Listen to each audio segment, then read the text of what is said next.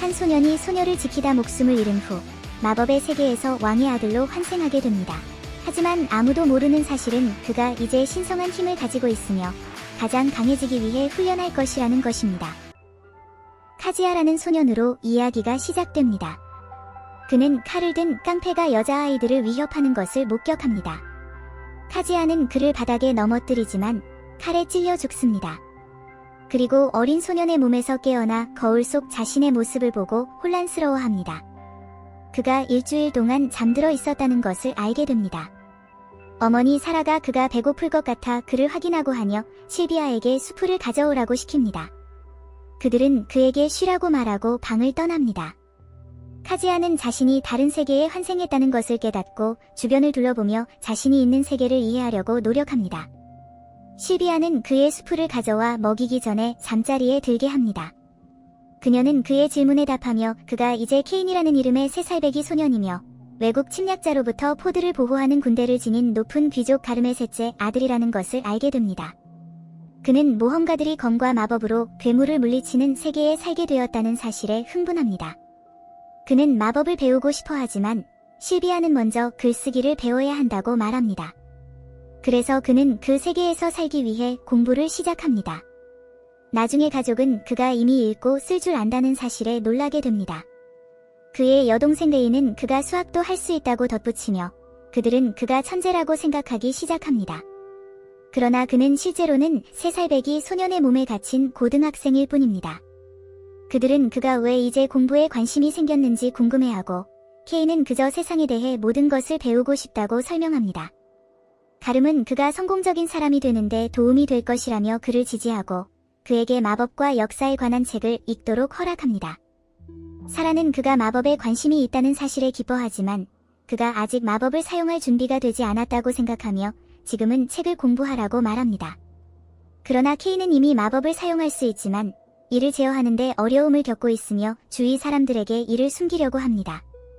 레이는 그가 외부 세계에 대해 공부하고 있다는 것을 알아차리고 왕국의 300년 역사와 다양한 종족에 대해 가르쳐줍니다. 2해가 지나고 케인의 세례식 날이 도래하여 그들은 마차를 타고 행사장으로 향합니다. 케인은 외부 세계를 보게 되어 기뻐하며 여동생에게 의식을 치른 후 그녀의 상태를 보여달라고 요청합니다. 레이는 상태창을 열고 케인은 레인이 3가지 유형의 원소 마법을 사용할 수 있다는 것을 알게 됩니다. 사라는 레인이 마법의 신에게서 레벨 2 축복을 받았다고 밝혔는데 이는 주문을 활성화하는 데 필요한 마력의 양에 영향을 미치기 때문에 매우 유용하다고 설명합니다. 그 축복은 레벨 5까지 올라가며 그들이 숭배하는 왕국의 종교의 일환으로 7기둥신들 중 하나에 의해 주어집니다.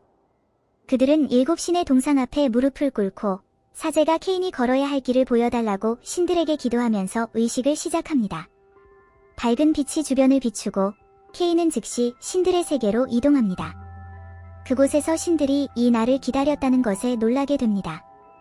창조의 신 제놈이 자신을 소개하자 케인은 그의 이상한 외모에 대해 생각하지만 제놈은 신이기 때문에 케인이 무슨 생각을 하고 있는지 알고 있습니다.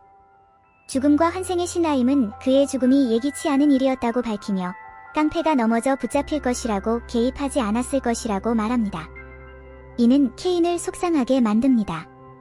지구의 신은 그의 선행에 감동하여 그를 새로운 세계로 환생시켰다고 합니다. 라임은 케인이 3살 때 기억을 떠올리는 것은 예상치 못한 일이라고 사과하지만 케인은 그것이 괜찮다고 말하며 그것 덕분에 글을 쓰고 마법을 사용할 수 있었고 새로운 가족과 함께 삶을 즐길 수 있었다고 합니다. 마법의 신은 그를 좋아하게 되어 축복을 주고 제놈도 따릅니다. 전쟁의 신은 축복과 함께 검술과 무술을 주고 기술의 신 아폴로지는 그의 이전 삶의 지식을 사용하여 세상의 진보를 이루라는 축복을 줍니다. 상업의 신은 판단력과 아이템 상자 기술을 주고 지구의 신은 그가 돌아갈 때 사용할 수 있는 독특한 기술을 줍니다. 제놈은 그를 모든 신들의 축복과 함께 돌려보내며 사제는 그가 이런 빛나는 동상을 본 적이 없다고 말합니다. 가름은 케인의 상태창을 보고 그가 여러 축복을 받았을 것이라고 생각하지만 케인은 그것을 보여주기 싫어 배가 아프다고 말하며 도망칩니다. 그는 숨어서 자신의 상태창을 확인하고 모든 마법 축복과 기술이 레벨 10이라는 것에 충격을 받습니다. 케인은 최고 레벨이 5라고 생각했기 때문에 신들이 무슨 생각을 했는지 궁금해합니다. 그는 그것을 모두에게 숨기려고 하지만 제놈이 그의 상태를 숨길 수 있는 능력을 부여했다는 것을 깨닫습니다. 그 후 그는 가족과 함께 식탁에 앉아 세례식의 빛에 대해 이야기합니다. 가름은 케인의 상태를 물어보고 케인은 이미 상태를 숨겼다고 생각하며 그것을 보여줍니다. 그러나 그들은 여전히 그의 수치에 충격을 받습니다. 특히 그의 마법 점수는 궁중 마법사들도 따라올 수 없는 수치이기 때문입니다. 가름은 그의 기술로 어떤 직업을 선택하든 성공할 것이라고 말하며 케인에게 그의 상태창을 아무에게도 보여주지 말라고 경고합니다. 케인은 자신의 평균적인 수치가 무엇인지 궁금해하며 방으로 돌아갑니다. 그는 소환 마법에 관한 책을 보고 밖으로 나가 털북숭이 동물을 소환하려고 하지만 대신 악마를 소환하게 됩니다. 그 악마는 지나가던 그의 여동생을 공격하고 그는 화염 주문으로 악마를 공격하려고 하지만 악마는 그를 붙잡습니다. 케인은 귀환 주문을 사용하여 악마를 되돌려보내고 바닥에 쓰러져 의식을 잃습니다. 하지만 결국 의식을 되찾고 그의 여동생이 그의 행동에 미소를 짓고 있는 것을 보고 기뻐합니다. 나중에 그는 자신의 목표가 모험가가 되어 모두를 보호하는 것임을 밝히며 사람들 앞에 소개됩니다. 가름은 케인에게 목표를 이루기 위해 더 공부해야 한다고 말하며 그를 도와줄 가정교사를 마련해줍니다. 케인은 방에서 책을 읽으면서 그의 가정교사가 어떤 사람일지 궁금해합니다. 그의 가정교사들이 도착하고 가정교사 중 한 명인 밀리는 긴장하며 자기소개를 합니다. 다른 가정교사인 니나는 매우 짧게 소개를 하고 밀리는 소설들에 무례하지 말라고 합니다. 그러나 케인은 그들에게 자신을 가르치는 사람들로서 형식적일 필요가 없다고 말하며 그들을 안심시킵니다. 가름은 그들에게 케인을 3년 동안 가르쳐달라고 부탁하고 그들은 즉시 훈련을 시작합니다. 훈련장으로 향한 그들은 밀리가 케인에게 몇 번 휘둘러 보라고 하지만 그의 실력에 충격을 받습니다. 니나는 케인이 밀리보다 나을 수도 있다고 말하며 밀리는 화가 나서 케인에게 모의 전투를 도전합니다. 케인이 돌진하자 밀리는 그의 공격을 막는데 어려움을 겪습니다. 니나는 케인이 전쟁의 신의 축복을 받았는지 묻고 케인은 그것을 인정합니다. 밀리는 그 속도로 계속하면 지속할 수 없다고 말하며 케인은 니나에게 마법을 배우기 시작해야 한다고 합니다. 니나는 자신이 마법의 신에게 레벨 3 축복을 받았다고 밝히며 기본적인 것부터 가르치려고 합니다. 그러나 케인은 이미 기본적인 것들을 알고 있다고 말하며 초급 수준의 마법을 시연합니다. 하지만 니나는 그가 무언의 마법을 사용했다고 말하며 주문을 단축하는 것은 강한 훈련이 필요하다고 설명합니다. 그녀는 케인을 천재로 결론짓습니다. 밀리는 그가 모든 원소를 사용했다고 지적하며 니나는 그 세계에서 모든 원소를 효과적으로 사용할 수 있는 사람이 없다고 생각합니다. 케인은 자신이 마법의 신의 축복도 받았다고 인정하며 그의 가정교사들은 감탄합니다. 케인이 아이템 상자에서 수건을 꺼내주자 그들은 더욱 놀라며 케인이 너무 대단해서 저택 안에서 더 이상 가르칠 수 없다고 생각합니다. 그들은 가름에게 가서 케인을 저택 밖에서 훈련시킬 수 있도록 허락을 구합니다. 다음 날 그들은 저택을 떠나고 니나는 그에게 중급 수준의 마법을 바위에 사용하라고 지시합니다. 케인은 화염 주문을 사용하여 바위를 폭발시키고 그의 가정교사들은 날아가며 거대한 분화구가 남습니다. 니나는 그 주문이 중급을 훨씬 넘었다고 말하고 밀리는 왜 그가 여전히 피곤하지 않은지 궁금해합니다. 이는 케인이 엄청난 양의 마력을 가지고 있다는 것을 깨닫게 합니다. 갑자기 킬러 레빗이 나타나 케인에게 돌진하지만 케인은 그 공격을 피하고 바람 마법으로 반격합니다. 그는 그 잔해를 아이템 상자에 저장하여 집에 돌아가 가족에게 보여주려고 합니다. 밀리는 아이템 상자처럼 작동하는 마법 가방을 갖고 싶다고 하지만 그것은 너무 비싸서 살 수 없습니다. 니나는 더 많은 몬스터를 찾기 위해 수색 주문을 사용하며 근처 생물들의 위치를 밝힙니다. 케인은 그 주문을 배우고 싶어 하자 니나는 간단히 설명해주고 케인은 그 주문을 시도하여 근처 생물들과 발견된 생물의 유형을 감지할 수 있게 됩니다. 그들은 생물들을 처치하지만 한 몬스터는 숲으로 도망칩니다. 케인이 그것을 쫓아가려 하자 밀리는 숲에는 수십 년마다 도시를 공격하는 강력한 몬스터들이 있다고 멈추게 합니다. 그날 저녁 케인은 자신이 경험치 100배 스킬 덕분에 이미 레벨 8에 도달했음을 깨닫고 신들이 자신을 너무 강하게 만들었다고 탓합니다. 그들은 퀘스트를 찾기 위해 길드 홀로 가지만 그곳에서 강인한 남자가 그들을 비웃으며 아이를 돌보는 것이 퀘스트냐고 묻습니다. 그는 밀리에게 술을 따라달라고 명령하지만 밀리는 거부하고 니나는 그들이 근무 중이라고 말합니다. 그는 화가 나서 니나를 붙잡고 그의 동료들은 밀리를 제압합니다. 케인은 그 남자의 손을 쳐서 그를 바닥에 넘어뜨리고 그는 고통에 몸부림칩니다. 그 남자는 반격하려 하지만 케인을 상대할 수 없고 그는 무기를 꺼내 케인을 공격하지만 케인은 쉽게 그의 공격을 피합니다.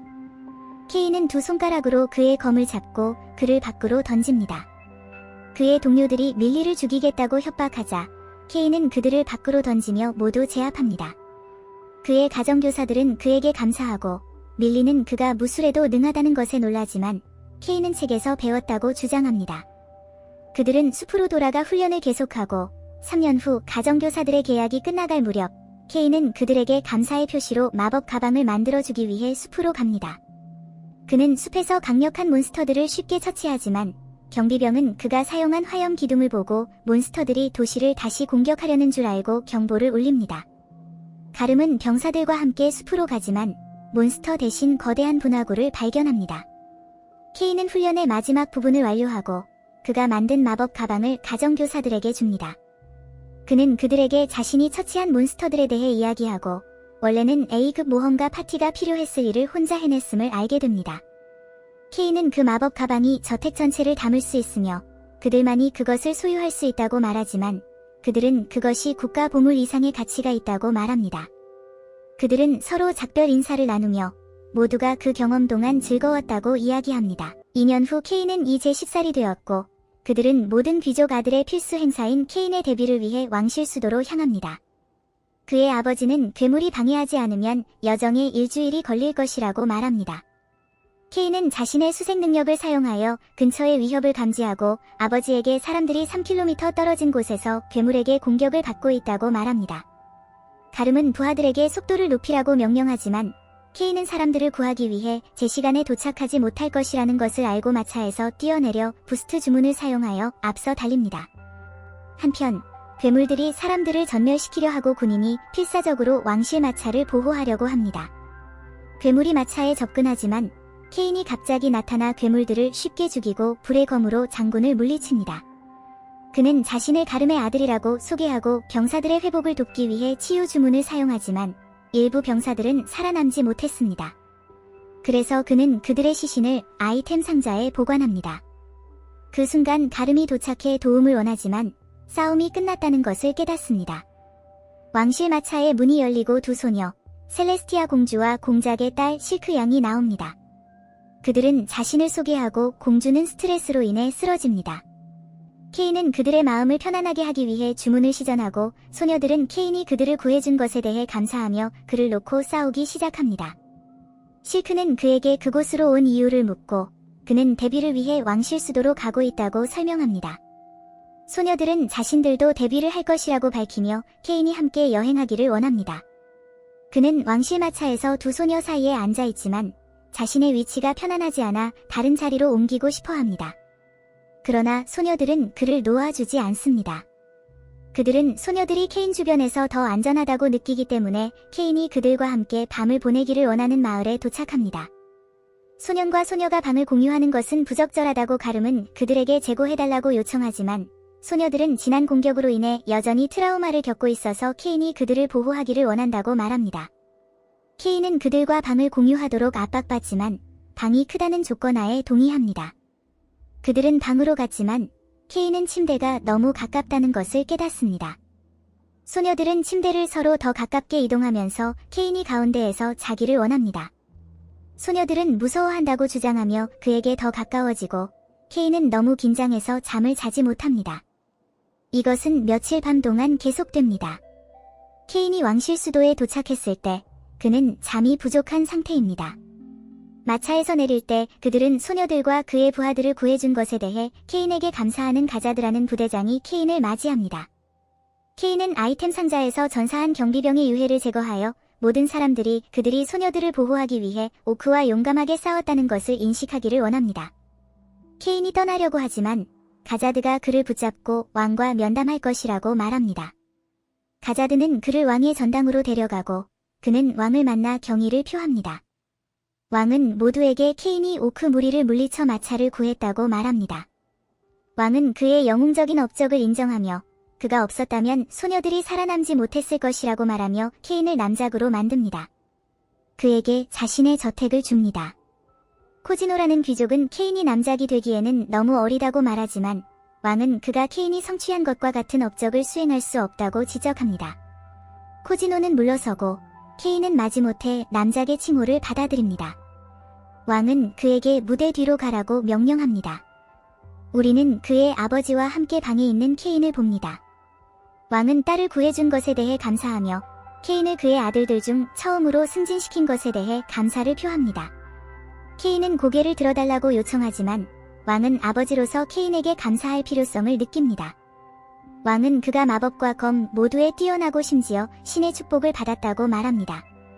왕국은 그런 재능 있는 아이를 자신의 장치에 맡길 수 없기 때문에 남작이라는 칭호를 부여합니다.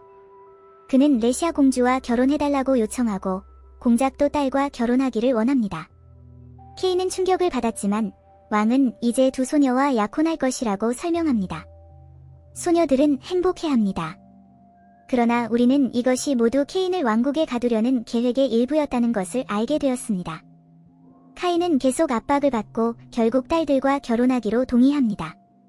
우리는 카인이 수도 교회에서 신들에게 기도하여 다시 그들의 세계로 들어가는 장면을 봅니다. 그는 신들에게 자신의 능력치를 물어보았고 제놈은 그의 능력치가 미쳤다고 인정하며 아마도 그가 세계에서 가장 강력한 인간일 것이라고 말합니다. 제놈은 그에게 반신이 되고 싶냐고 물어보지만 카인은 혼자 할 수 있는 일에 한계가 있다고 경고합니다. 제놈은 현재 세계에 재미있는 것이 많지 않다고 말하며 이전 생애의 지식을 사용하여 무언가를 창조하라고 제안합니다. 카인은 그 세계에 존재하지 않는 물건을 가져오는 것을 생각하고 제놈은 그의 아이디어에 동의합니다. 카인이 세계로 돌아가자 파르마라는 고양이 소녀가 그녀의 삼촌 토마니의 가게에서 훈련을 받고 있다고 말합니다.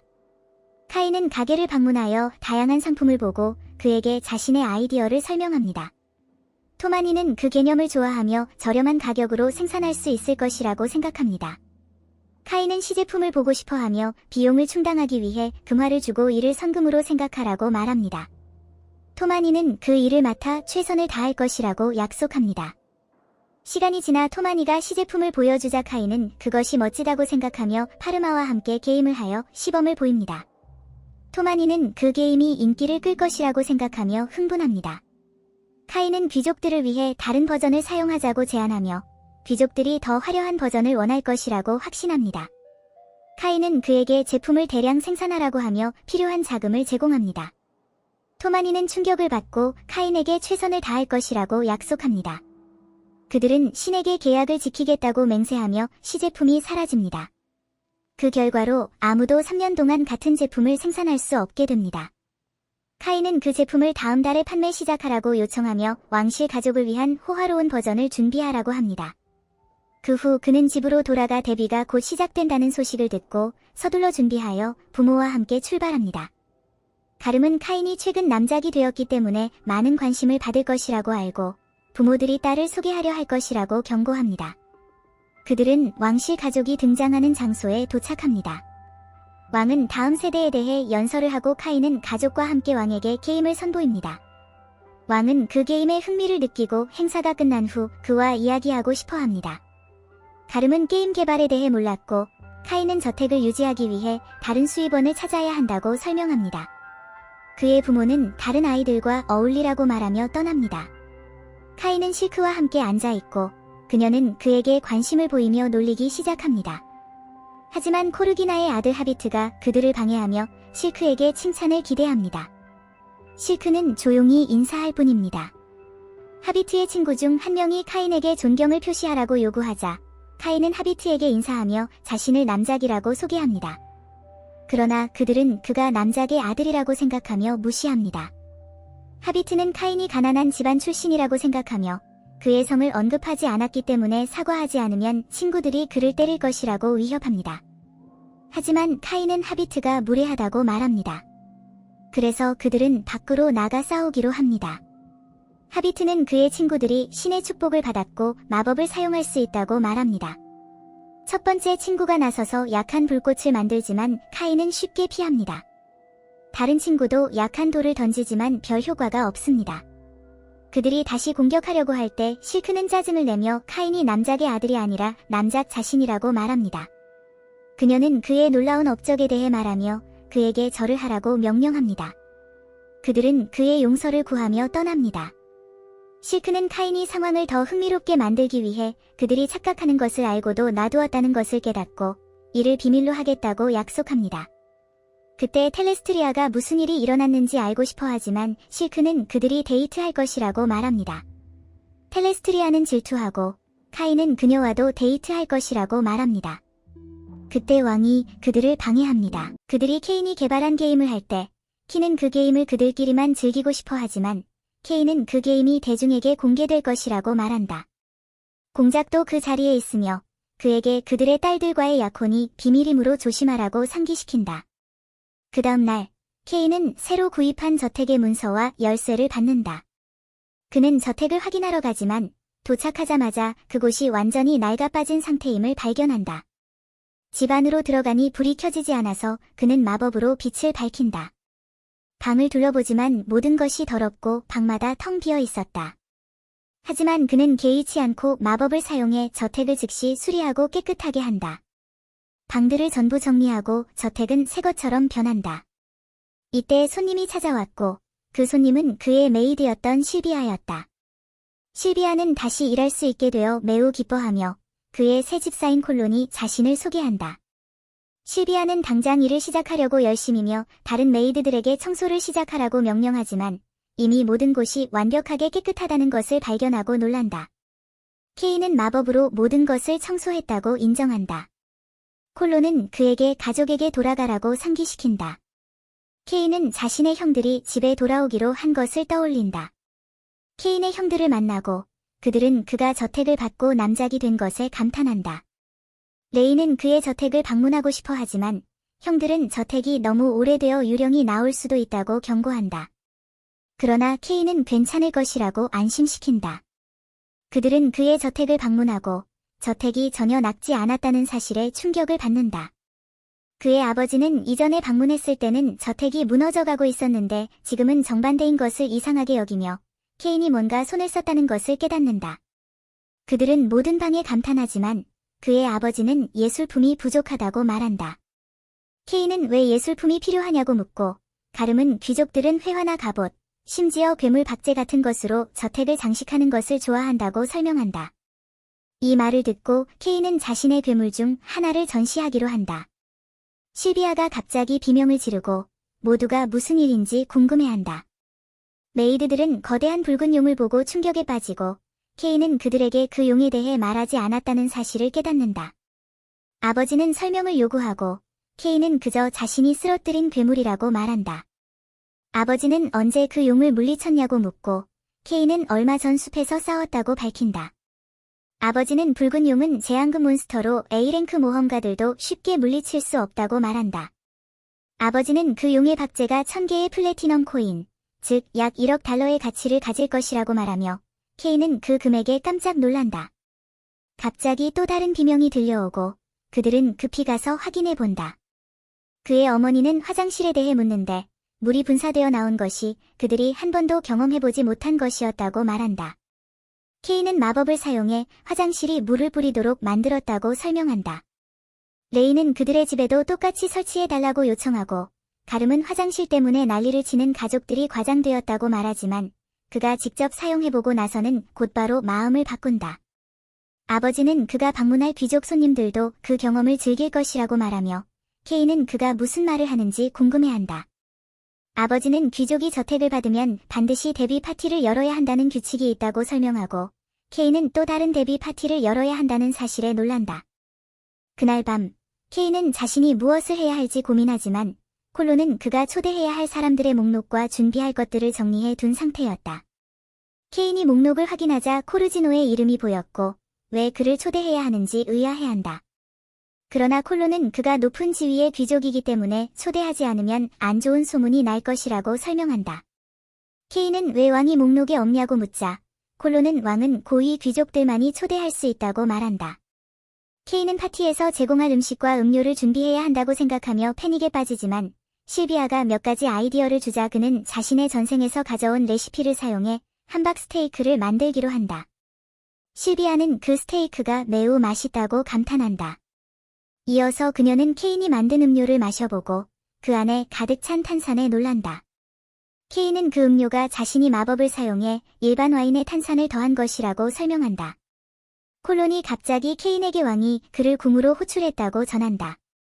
왕은 케인이 파티에 자신을 초대하지 않았다는 이유로 화가 나 있었고 공작이 왕을 초대받지 못한 것을 놀리며 조롱하고 있었다는 사실을 알게 된다. 케인은 왕에게 초대장을 직접 전하려 했다고 변명하며 아직 기회가 없었다고 말한다. 이 말에 왕은 크게 기뻐하고 케인은 안도의 한숨을 쉰다. 파티 당일이 되자 케인은 모든 손님을 환영하며 파티를 시작한다. 공작은 실크와 함께 도착해 그들이 저택에 전시된 거대한 붉은 용을 보고 놀란다. 케인은 모든 손님들에게 감사를 표하며 건배를 제안한다. 손님들은 그가 제공한 음료에 감탄하고 공작은 유리잔이 보물처럼 빛난다고 칭찬한다. 곧 왕이 도착해 손님들에게 자유롭게 즐기라고 말하며 파티에 동참한다. 왕은 탄산 와인을 시음해보고 매우 만족해하며 함박 스테이크를 먹고 나서도 그 풍부하고 육즙 가득한 맛에 감탄한다. 스테이크 안에 치즈가 들어있는 것을 발견한 왕은 더더욱 즐거워한다. 이때 왕비가 화장실에서 나와 놀라워하며 그곳이 혁명적이라고 외치며 궁전에 똑같이 설치해달라고 요청한다. 왕도 화장실을 사용해보고 나서 곧바로 케인에게 궁전에도 같은 화장실을 만들어달라고 요구한다. 왕은 케인의 손님 대접에 크게 만족하며 그를 칭찬하고 다른 귀족들 역시 박수를 보낸다. 그때 콜론이 케인에게 코르지노가 도착했다고 알린다. 코르지노는 무례하게 다가와 저택이 작다고 비웃지만 붉은 용을 보고는 충격을 받는다. 그는 식당에 들어가 다른 사람들을 얕잡아보며 자신이 우월하다고 생각하지만 탄산 와인을 마시자 당황한 기색을 보이며 내심 그 맛에 감탄한다. 그러나 겉으로는 맛없다고 말하며 함박 스테이크 역시 모욕하지만 결국 그 맛에 빠져 계속해서 먹는다. 그는 더 많은 소스를 요구하며 실비아에게서 소스를 빼앗고 케인은 그의 무례한 행동에 짜증이 나지만 콜론은 그에게 문제를 일으키지 말라고 조언한다. 그러나 케인은 다른 방법을 생각해낸다. 그는 코르지노에게 유리잔을 선물로 준다고 하지만 코르지노는 모든 잔을 자기에게 넘기라고 요구한다. 케인은 모든 손님들에게 줄 선물이기 때문에 그럴 수 없다고 사과하며 대신 더 큰 서프라이즈가 있다고 말한다. 코르지노는 기대에 찬 표정을 짓지만 그 서프라이즈는 바로 왕이었다. 코르지노는 왕을 보고 놀라고 왕은 고위 귀족으로서 본보기가 되어야 할 코르지노의 행동이 부적절했다고 질책한다. 코르지노는 당황해 도망가고 실크는 케인이 그를 골탕 먹인 것을 재미있어 한다. 그러나 왕은 자신이 케인에게 이용당한 것을 깨닫고 그를 몇 시간 동안 훈계한다. 케인은 병영을 방문하여 부부대장 데자드와 마주친다.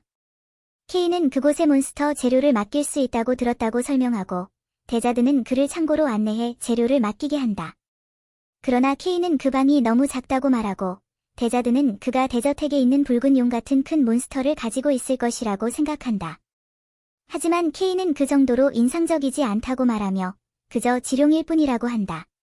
데자드는 이 말에도 충격을 받고 지룡은 A랭크 모험가 파티가 있어야만 처리할 수 있는 몬스터라고 말한다. 그들은 뜰로 나가고 케인은 자신의 아이템 박스에서 몬스터들을 꺼낸다. 데자드는 몬스터의 수에 놀라지만 이것들은 단지 A랭크 몬스터들일 뿐이고 케인은 상자 안에 여전히 S랭크 몬스터들을 숨기고 있었다. 신들이 너무 많은 힘을 그에게 부여한 것이다. 데자드는 케인이 신의 제자인지 아니면 영웅인지 궁금해하지만 케인은 그저 평범한 소년일 뿐이라고 말하고 데자드는 더 이상 묻지 않기로 한다. 데자드는 모든 몬스터를 감정하는데 시간이 걸릴 것이라고 말하고 케인은 준비되면 다시 오겠다고 말한다. 케인이 떠나려 하자 데자드는 그를 붙잡고 기사단 훈련에 도움을 달라고 요청하며 그를 자신의 대장에게 소개하고 싶다고 말한다. 데자드는 케인을 30마리의 오크를 물리쳐 공주를 구한 영웅으로 기사들에게 소개한다. 케인은 대장이 어디 있는지 궁금해하지만 데자드는 대장이 모의 전투가 시작되면 도착할 것이라고 말한다. 케인은 대장을 무섭고 거대한 괴물처럼 상상하지만 데자드는 걱정하지 말라고 한다. 모의 전투가 시작되자 한 기사가 케인이 어린아이에 불과하다며 미안하다고 말하고 데자드는 그 기사를 먼저 나서게 한다. 그 기사는 케인에게 첫 번째 공격을 먼저 해보라고 하며 그가 무엇을 할 수 있는지 보여 달라고 한다. 케인은 부스트 마법을 사용해 순식간에 그 기사의 무장을 해제시키고 기사는 즉시 패배를 인정한다. 케인은 자신이 너무 과한 것이 아닌지 생각하지만 데자드는 그를 붙잡고 모든 기사들과 한꺼번에 싸우라고 한다. 그러나 그 싸움은 중단되고 대장 티파나가 등장해 기사가 어린아이를 괴롭히고 있다고 생각하며 케인을 안고 괜찮다고 말한다. 그녀는 데자드에게 설명을 요구하고 데자드는 케인이 30마리의 오크를 물리친 영웅이라고 설명한다. 이 말을 듣고 티파나는 케인과의 결투에 흥분하며 그를 도전한다. 데자드는 그녀에게 먼저 자기소개를 하라고 하지만 티파나는 검을 통해 서로 알게 될 것이라고 말한다. 기사들은 티파나가 마스터 검술사의 칭호를 가지고 있기 때문에 케인이 이길 수 없을 것이라고 생각한다. 그들은 싸울 준비를 하지만 케인은 자신에게 나무검밖에 없다고 말한다. 그럼에도 불구하고 티파나는 부스트 스킬을 사용해 케인에게 돌진하고 두 사람은 격렬한 검투를 벌인다. 기사들은 케인이 대장과 대등하게 싸우는 모습을 보고 충격을 받는다. 두 사람은 팽팽하게 맞서지만 케인은 속도를 더욱 높여 티파나를 제압하고 결투에서 승리한다. 티파나는 결과에 감정이 북받쳐 즉시 케인에게 결혼을 선언한다. 모두가 놀라고 케인은 자신이 겨우 10살이며 그녀에 대해 아무것도 모른다고 말하며 아직 너무 이르다고 말한다. 그러자 티파나는 자신이 왕실 기사단 대장이며 북부숲의 공작의 딸이자 명예 자작이라고 소개한다. 그녀는 케인에게 나이가 문제가 아니라며 자신은 엘프라서 적어도 300년은 살 것이므로 외모도 오랫동안 변하지 않을 것이라고 말한다. 그러나 케인은 그것이 문제가 아니었다고 생각하며 결혼은 큰 결정이기 때문에 그들은 쉽게 결정할 수 없다고 말한다. 게다가 그는 이미 테레스티아와 실크와 약혼했기 때문에 더욱 어렵다고 말한다. 케인은 데자드에게 도움을 요청하지만 데자드는 모른 척하며 자는 척한다. 티파나는 그들이 혼자서 결정할 수 없다고 동의하며 데자드에게 왕과의 면담을 주선하라고 한다. 데자드는 왕에게 말하는 것이 끔찍한 아이디어라고 생각하지만 할 수 없이 그들과 함께 끌려간다. 그들은 왕과의 면담을 하게 되고 왕은 케인이 왜 방문했는지 궁금해한다. 티파나는 케인과 결혼하고 싶다고 선언하고 왕은 무슨 일이 있었는지 묻는다. 케인은 자신이 티파나와 결투를 벌였고 그로 인해 그녀가 자신에게 청혼했다고 설명한다. 왕은 그가 다른 약혼들에 대해 그녀에게 말했는지 묻지만 케인은 비밀로 해야 하기에 말하지 못했다고 대답한다. 왕은 엘프들이 그들의 아름다움 때문에 과거에 납치되어 노예로 팔렸던 사실을 설명하고 그들의 첫 번째 왕이 이를 변화시켜 엘프와 평화를 이루었다고 말한다. 그는 또한 티파나가 사실상 엘프 왕국의 공주라고 밝힌다. 왕은 티파나에게 케인이 이미 테레스티아와 실크와 약혼했다는 사실을 알리지만 티파나는 실망하는 대신 더욱더 케인을 원하게 된다. 왕은 그녀의 감정을 존중하지만 그녀에게 아버지에게 결혼 승인을 요청하는 편지를 써야 한다고 말한다. 티파나는 이를 받아들이고 편지를 쓰기 위해 떠나지만 케인을 데리고 가서 다시 싸우자고 한다. 그들이 떠난 후 왕은 케인이 티파나를 이겼다는 사실에 놀라고 어떻게 그렇게 어린 나이에 강할 수 있는지 궁금해한다. 데자드는 케인에게 신의 제자냐고 물었을 때의 반응을 언급하고 수상은 그를 테스트해보기 위해 특별한 책을 사용하자고 제안한다. 며칠 후 케인은 지친 상태로 데자드를 다시 만나게 된다. 데자드는 왜 그렇게 피곤해 보이는지 묻고 케인은 티파나가 자신을 수많은 데이트에 끌고 다녔으며 그것이 사실 싸움이었다고 설명한다. 데자드는 티파나가 강해진 것에 대해 케인에게 감사하며 케인은 자신도 마스터 검술사 칭호를 얻었다고 밝힌다. 그들은 갑자기 티파나의 목소리를 듣고 케인은 도망치려 하지만 데자드는 그를 왕에게 데려가야 한다며 끌고 간다. 케인은 자신이 곤란에 처했다고 생각하지만 왕은 그에게 황제급 마법이 담긴 책을 보여준다. 이 마법은 왕가에 전해져 내려오는 것으로 초대왕이 쓴 것으로 알려져 있다. 케인은 책을 읽고 새로운 차원의 마법에 놀라지만 왕은 아무도 그 책을 읽을 수 없다고 말한다. 왜냐하면 그 책은 일본어로 쓰여 있기 때문이다. 케인은 자신이 실수했음을 깨닫고 초대왕이 일본에서 환생한 인물일 것이라고 생각한다. 왕은 케인의 정체에 대해 묻고 케인은 더 이상 진실을 숨길 수 없음을 깨닫고 전생의 기억을 가지고 환생했다는 사실을 밝힌다. 가름은 그가 정말로 자신의 아들인지 궁금해하지만 케인은 신들이 그렇게 말했다고 대답한다. 모두는 그가 신을 만났다는 사실에 충격을 받는다. 케인은 세례식 때 7명의 신을 만났던 일을 떠올린다. 왕은 7명의 신을 모두 만났다는 사실에 믿기지 않아 하며 그의 상태를 보여달라고 요청한다. 케인은 자신의 진짜 상태창을 열고 모두는 그의 10단계 축복과 신의 선택을 받은 자라는 칭호를 보고 충격을 받는다. 왕은 그가 신의 선택을 받은 자라는 칭호로 전 세계 사람들이 그에게 경배할 것이라고 생각하지만 케인은 그런 일이 일어나기를 원하지 않으며 지금처럼 모험을 즐기고 만난 사람들과의 삶에 만족한다고 말한다. 그는 그저 예전처럼 자신을 대해 달라고 요청하고 왕은 이를 받아들인다. 왕은 농담으로 그가 원한다면 왕이 될 수 있다고 말한다. 이때 티파나가 편지를 들고 들어와 그녀의 아버지가 케인과의 결혼을 허락했다고 밝힌다. 그러고는 케인을 끌고 가서 곧장 뜰로 향한다. 한편 왕은 모든 사람들에게 케인에 대해 알게 된 사실을 비밀로 지키라고 명령하며 그가 나라와 국민을 계속 보호해주길 바란다. 후에 테레스티아와 실크는 케인이 티파나와 약혼했다는 소식을 듣고 처음엔 화를 내지만 결국 이를 받아들인다. 그들은 케인에게 앞으로 들어올 수많은 청혼을 다 받아들이지 말라고 말하며 자신들이 몇 명과 그를 공유해야 할지 궁금해한다. 그때 티파나가 나타나 그와 사랑을 나누고 싶다고 말하며 두 소녀는 그와 티파나가 무슨 일을 했는지 궁금해한다. 케인은 자신을 변명하려 하지만 결국 또다시 끌려간다. 케인은 나중에 첫 번째 왕의 책을 다시 보다가 그 책을 읽을 수 있다면 그 역시 다른 세계에서 온 사람일 것이라는 메시지를 발견한다. 즉, 그 책은 그의 자신의 경험에 대한 기록이다. 왕은 유야에스 포트라는 이름으로 소개되는데 그는 사고로 죽었지만 원래의 몸으로 이 세계에 소환된 인물이다. 이때 텔레스트라와 실크가 그를 방해하며 그가 무엇을 하고 있는지 궁금해한다. 그들은 그가 아카데미 입학시험 공부를 하고 있다고 생각하며 함께 공부하자고 하지만 케인은 너무 바쁘다고 말하며 거절한다. 그들은 다음 날에 대해 물어보지만 그날도 더 바쁠 것이라고 말하고는 재빨리 도망친다. 그러나 그는 결국 타파나와 마주치고 그녀는 다음날 자신과 싸우자고 부탁한다. 케인은 사과하며 그녀에게서도 도망친다. 다음날은 그의 12번째 생일로 그는 마침내 모험가로 등록할 수 있는 나이가 된다. 그는 곧바로 길드로 향하며 그곳을 둘러보며 수도의 길드에 감탄한다.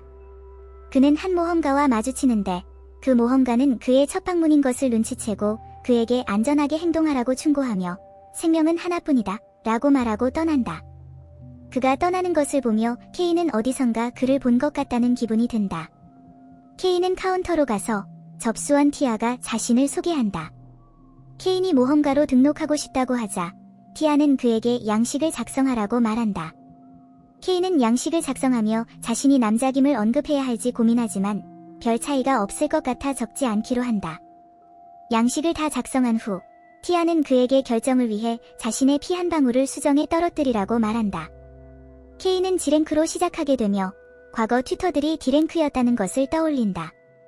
티아가 설명을 하고 있을 때 몇몇 모험가들이 끼어들며 아이와 시간을 낭비하지 말라고 그녀에게 말한다. 한 남자는 케인에게 집에 가서 엄마나 찾으라고 하며 그를 걷어차려 하지만 케인은 쉽게 피한다. 그의 친구도 공격하려 하지만 케인은 역시 피하며 그들을 놀려버린다. 남자는 칼을 뽑으려 하지만 그 순간 빨간 머리의 모험가가 나타나며 싸움을 멈추게 한다. 남자는 그를 알아보고 그가 아이스 플레임 파티의 클로드임을 깨닫고 도망친다.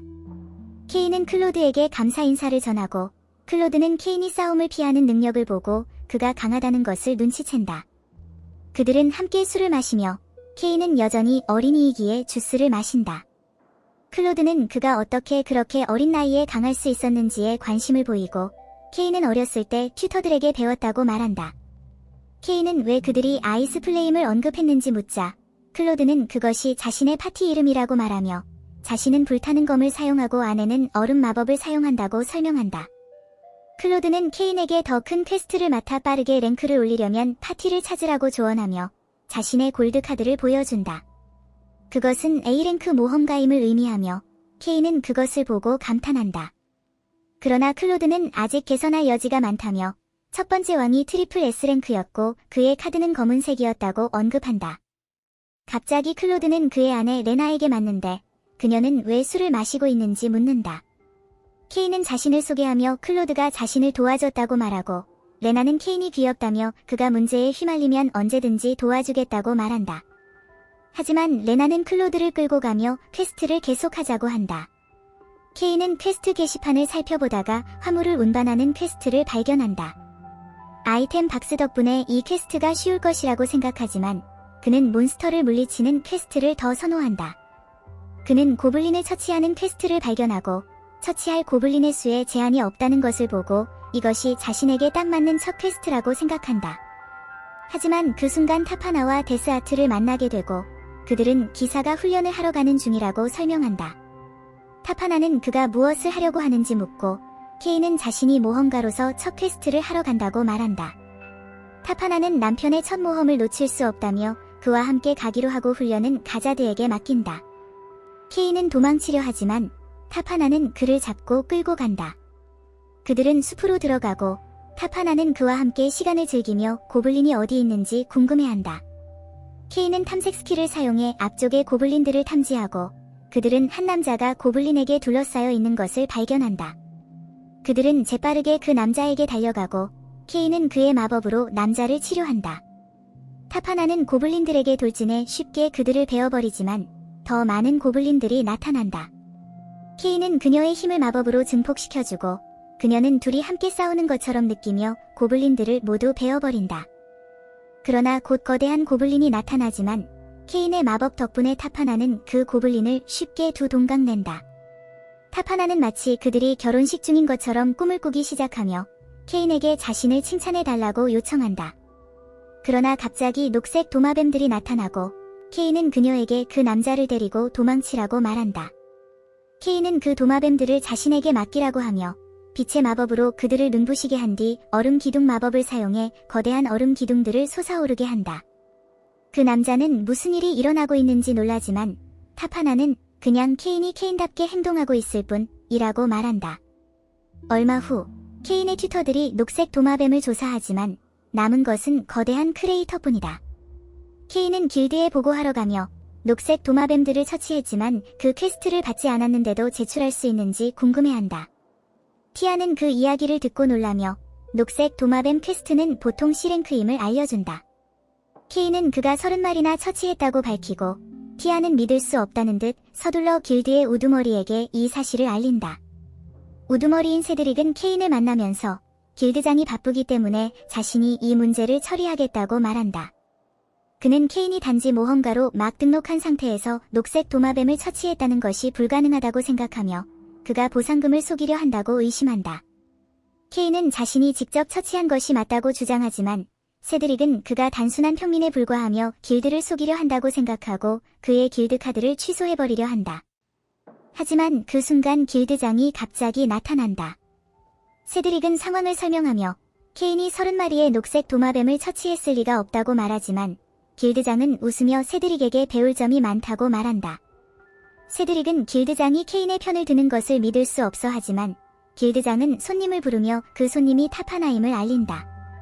타파나는 케인을 남편이라고 부르며 그에게 달라붙고 티아와 세드릭은 충격을 받는다.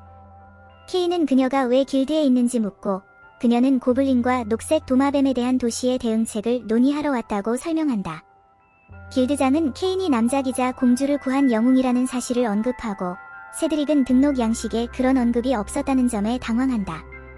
케인은 특별 대우를 원하지 않았기 때문에 남작이라는 신분을 밝히지 않았다고 설명한다. 길드장은 케인이 타파나와 결혼한다면 자신과도 매형이 될 것이라고 말하며 케인은 타파나가 길드장의 여동생이라는 사실을 알고 놀란다. 세드릭은 용서를 빌고 타파나는 귀족을 모욕한 죄로 그가 처형되어야 한다고 말하지만 케인은 그의 사과를 받아들이며 너무 성급히 행동하지 말라고 경고한다. 케인은 녹색 도마뱀들을 제출할 수 있냐고 다시 묻고 길드장은 그를 C랭크로 승급시키기로 결정한다. 하지만 타파나는 그것만으로는 부족하다며 케인이 자신보다 강하고 10살 때 붉은 용을 처치한 사실까지 언급한다. 결국 길드장은 케인을 A랭크로 승급시키기로 결정하지만 그가 도적들을 소탕해야 한다는 조건을 덧붙인다. 티아와 세드릭은 그가 하루 만에 A랭크로 승급된 것을 믿을 수 없다고 여긴다. 길드장은 그들에게 서류 처리를 맡기고 이후 케인에게 세드릭의 무례함에 대해 사과하지만 케인은 신경 쓰지 말라고 말한다. 길드장은 여동생이 약혼했다고 들었을 때 걱정했지만 케인을 만나고 나서 안심되었다며 여동생을 잘 부탁한다고 말한다. 한편 신들이 케인을 지켜보며 그가 일으키는 소동을 보며 웃고 있다. 그들은 그를 너무 강하게 만든 것이 실수였는지 의문을 제기하지만 제노는 그가 더 강해져야 한다며 아론이라는 존재가 곧 봉인에서 풀려날 것이라고 경고한다. 아론은 300년 전 봉인되었고 신들은 그가 풀려났을 때 어떤 일이 벌어질지 두려워하고 있다. 그래서 그들은 케인이 더욱 강해져야 한다고 생각하며 그가 다음 레벨로 올라가기 위해 특정 스승에게 훈련을 받아야 한다고 결론짓는다. 이 비디오를 시청해주셔서 감사합니다. 마음에 들면 비디오를 좋아하고 채널을 구독하여 이야기를 계속 팔로우하는 것을 잊지 마세요.